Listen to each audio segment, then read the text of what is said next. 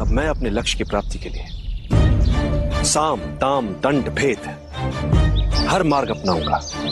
साम अर्थात समझाकर फुसलाकर, दाम अर्थात उत्कोच घूस देकर, दंड अर्थात बल का प्रयोग, हमारी बात ना समझने वाले को दंड देकर, और भेद विरोधियों में फूट डालना, उन्हें आपस में लड़वाना और अपना कार्य निकालना।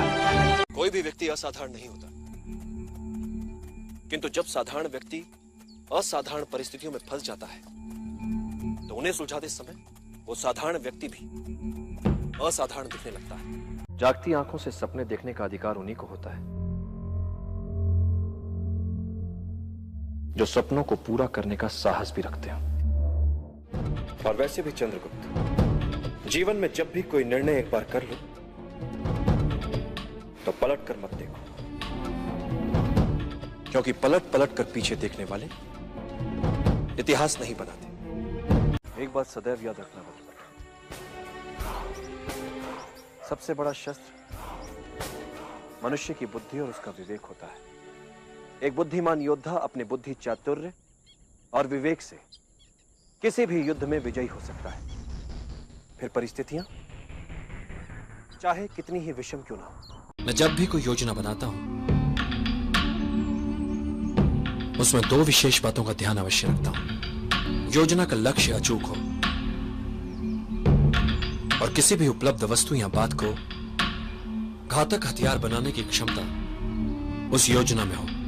सभी विचार अचानक अपने नहीं हो जाते, सभी स्वप्न यकायक मूर्त रूप नहीं ले लेते। इसके लिए व्यक्ति को धैर्य के आसन पर जमकर बैठने का अभ्यास करना होता है, क्योंकि नियति जब घटनाओं की गति को विराम देती है तो समझ लेना चाहिए कि वो हमें उचित अवसर की प्रतीक्षा करने का संकेत दे रही है।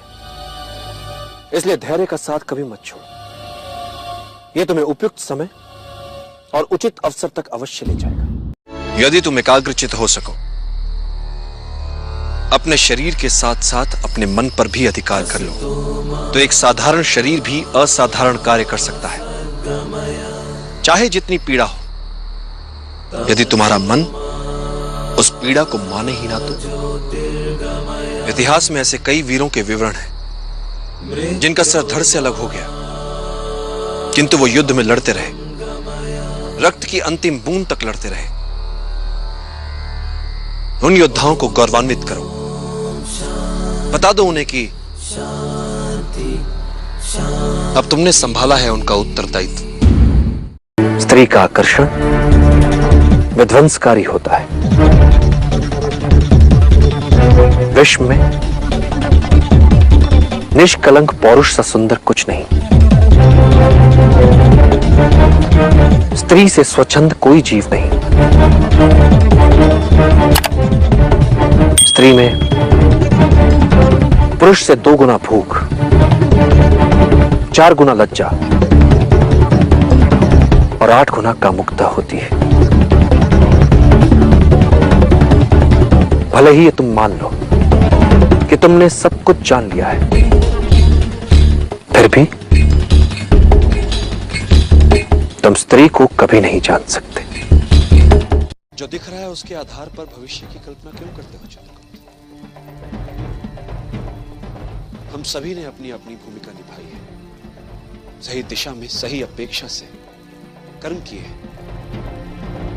अब शांति से बैठकर नियति के फल की प्रतीक्षा करो।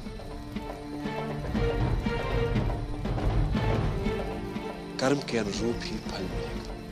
नियति तो यही कहती है कि अधिक पाना है, और अधिक पाने के लिए बहुत खतरा उठाना पड़ता है।